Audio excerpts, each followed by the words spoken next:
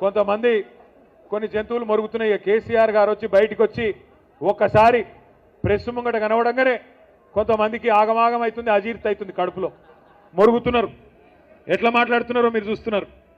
ఎంత దుర్మార్గం కాకపోతే ఒక 71-72 పెద్ద మనిషి 2 సార్లు రాష్ట్రానికి ప్రజల చేత ముఖ్యమంత్రిగా ఎన్నుకోబడ్డ నాయకుడు, తెలంగాణ తెచ్చిన నాయకుడు, అట్లాంటి నాయకుడిని పట్టుకొని నోటికొచ్చిన మాటలు.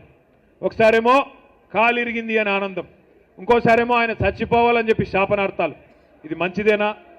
ఇది మంచి పద్ధతేనా? మాకు రావా మాటలు, మాకు రావా బూతులు? రేవంత్ రెడ్డి, నీకు నేను చెప్తున్నా, నీకు ఒకటే భాష వచ్చురా నాయన, నాకు 3 భాషలు వచ్చు. నువ్వు ఒకటే భాషలో బూతులు తిడతావు. నేను అనుకుంటే గట్టిగా అనుకుంటే 3 భాషలలో తిడతా, హిందీలో, ఇంగ్లీష్లో, తెలుగులో తిడతా. నీకు ఒకటే వచ్చు. నేను పక్కా ఉర్దూలో కూడా తిడతా. ఇక మా అక్క వాళ్ళను, మా అన్న వాళ్ళని అడిగి కొన్ని రోజుల గోర్మాటి భాష కూడా నేర్చుకుని అందులో కూడా తిడతా. మా లంబాడా సోదరుల భాష కూడా నేర్చుకొని అందులో కూడా తిడతా. కానీ ఇప్పుడు నువ్వు కూర్చున్న పదవి, దానికి గౌరవం ఇచ్చి మాట్లాడతలేవు. ఎందుకంటే మాకు నీకంటే ఎక్కువ వచ్చు భాష, నీకంటే ఎక్కువ తిట్లొచ్చు. కానీ మా అమ్మ నాయన నన్ను సంస్కారంతో పెంచారు. నిన్ను ఎట్లా పెంచారో నాకు ఎరకలేదు. అవి ఏం మాటలు, ఏం భాష?